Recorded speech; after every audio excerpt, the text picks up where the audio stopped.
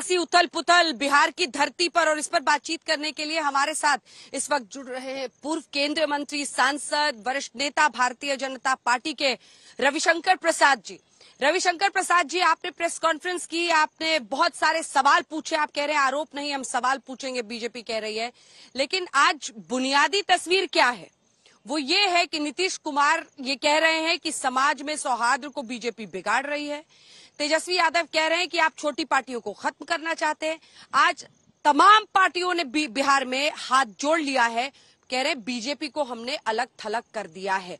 बड़ी चुनौती नहीं है ये आप लोगों के लिए? पहली बात है, बीजेपी को कोई अलग थलग नहीं कर सकता। और ये सवाल मैं फिर अंजना जी के साथ आपके चैनल पर उनसे और देश से पूछना चाहता हूं। 17 में आपने तेजस्वी का साथ क्यों छोड़ा? इसलिए ना कि भ्रष्टाचार का जवाब नहीं मिल रहा था उनके द्वारा, उनके पिता लालू जी के द्वारा। रेलवे में भर्ती स्कैम में, मॉल में स्कैम में, होटल की खरीदगी के स्कैम में जो रांची में हुआ था। और नीतीश कुमार जी का कमेंट आपके चैनल पर होगा कि भ्रष्टाचार के इन आरोपों का जवाब तो देना चाहिए। तेजस्वी ने कहा मैं अपने वकील से पूछ के दूंगा। जवाब नहीं मिला, वो छोड़ के हमारे साथ चले आए, अच्छी बात है। 19 का लोकसभा लड़ा, मोदी जी के नाम पर जीते, 16 सीट जीत गए, अच्छी बात है ना। 14 में 2 जीते थे। फिर 20 का विधानसभा का चुनाव हुआ, मोदी जी ने बिहार में कसकर प्रचार किया। फर्स्ट फेज में मोदी जी नहीं आए थे, हम लोग पटना शहर की सीट जीते। फुलवारी शरीफ से चले जाइए, यूपी चले जाइए, सासाराम से आगे निकल जाइए, सिर्फ 2-3 सीट हम लोग जीते एनडीए की। तब Modi ji second phase, third phase, fourth phase, fifth phase में, याद होगा आप भी पटना आई थी, जंगल राज के 2 युवराज, याद है ना आपको, उन्होंने प्रचार किया। तो एकदम देखिए, third phase, fourth phase, fifth phase में एनडीए की बढ़त हो गई। नीतीश कुमार जी को 43 सीट मिली, बीजेपी को लगभग दुगनी मिली, 73 प्लस। फिर भी मोदी जी ने कहा नहीं, मुख्यमंत्री नीतीश कुमार जी बनेंगे। तो उस समय सामाजिक सौहार्द नहीं था क्या? मैं ये सवाल पूछ रहा हूं आपके चैनल पर। ये कौन सी बात कही जा रही है? जब आप 95 में समता पार्टी के लालू के चारा घोटाले की लड़ाई लड़ रहे थे हम लोग, तो आप छोड़कर आए थे ना साथ में। रविशंकर जी, सर रविशंकर जी, क्या आप जानते नहीं थे उन्हें? क्या आपको ये पता नहीं था? आपको भी तो उनका चरित्र पता था ना, कि वो किसी के साथ रहते हैं, फिर वो सत्ता के हिसाब से फिर वो पलट भी जाते हैं, अगर मतभेद हो जाते हैं तो वो दूसरे से भी हाथ मिलाते थे। आप लोग भी तो ये जानते हुए उनके साथ सरकार बना रहे थे। आपको भी तो ये पता ही था ना कि उन्होंने बीच में छोड़ दिया है आरजेडी को।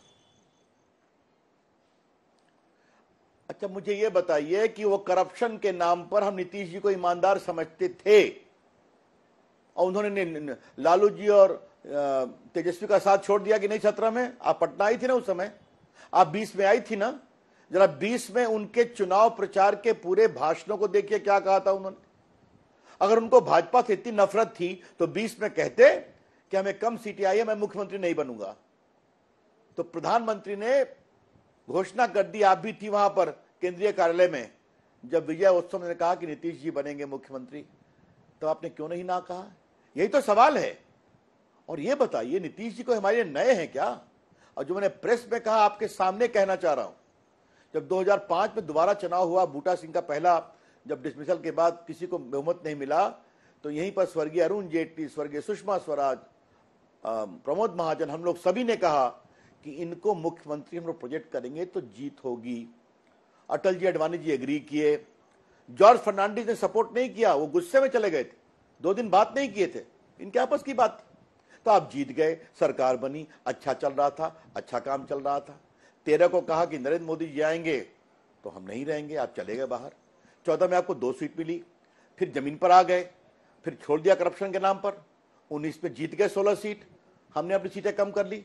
तो यही तो सवाल है, नीतीश कुमार जी ये क्या कर रहे हैं और क्यों कर रहे हैं? और सबसे बड़ी बात यह है अंजना जी कि आपका भी बिहार से कुछ ताल्लुक है। बिहार में क्या उसी खौफ, उसी अंधकार, उसी अनिश्चितता, उसी अपराध और उसी बदहाली में बिहार को डालने की कोशिश की नीतीश कुमार जी ने?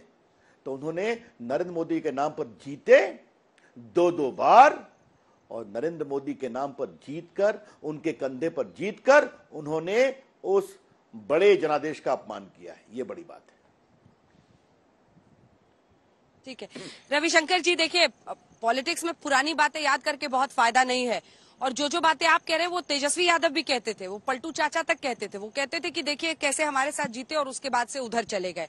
आज बीजेपी की बारी है, बीजेपी वही कह रही है उनके साथ, फिर भी कभी 77 का लड्डू खाते हैं, कभी 79 का लड्डू खाते हैं। मेरा अगला सवाल आपसे ये है कि अब 24 और 25 पर सबकी नजर रहेगी, 24 का लोकसभा, 25 का विधानसभा बिहार का।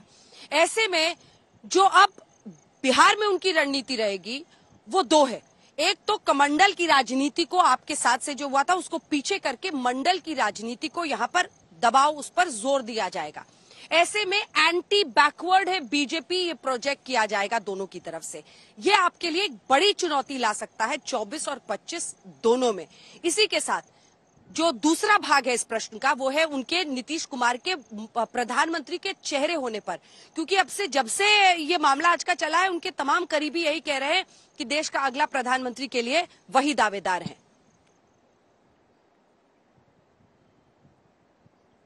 देखिए, मेरा जवाब बहुत सिंपल है। काठ की हांडी बार बार नहीं चढ़ती। तो ये सोचते हैं, वो ही भूल जाते हैं कि आज इस देश में नरेंद्र मोदी की अगुवाई में ये पूरी सोच बदल गई है। नरेंद्र मोदी जी गरीब परिवार में पैदा हुए हैं, पिछड़े परिवार में पैदा हुए। उन्होंने गरीबों को भाजपा से जोड़ा है। 2009 के लोकसभा में भाजपा को सिर्फ 9 करोड़ वोट मिले थे अंजना जी। 14 के चुनाव में 19 करोड़ वोट मिले और 19 के चुनाव में 21 करोड़ वोट मिले। आज ये गरीब, ये लाभार्थी, ये समाज के उपेक्षित, पिछड़े, अति पिछड़े नरेंद्र मोदी जी के सामने आशा भरी निगाहों से देखते हैं। तो ये पूरी जो कमंडल मंडल की लोग लॉजिक की बात करते हैं, आज देश राष्ट्रवाद की ओर बढ़ रहा है। आज देश सांस्कृतिक राष्ट्रवाद की ओर बढ़ रहा है। अगर केदारनाथ में नया मंदिर बनता है मजबूती से, अगर बाबा भोलेनाथ, काशी विश्वनाथ का एक पुनरुत्थान होता है जी, तो क्या समझती हैं कि अगले पिछले सब खुश नहीं होते हैं क्या? अगर प्रभु राम का मंदिर बन रहा है तो क्या समझते हैं एक एक गरीब खुश नहीं होता है?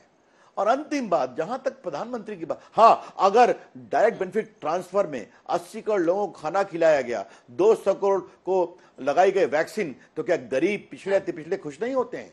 यह है गुड गवर्नेंस। और जहां तक आपने मुख्यमंत्री, प्रधानमंत्री की बात की, there is no vacancy madam Anjana Om Kashyap. Narendra Modi ji योग्य प्रधानमंत्री हैं। 24 में भी जीतेंगे, 29 में भी जीतेंगे। लेकिन हाँ, दिन में सपने देखने पर कोई बंदिश नहीं है हिंदुस्तान में।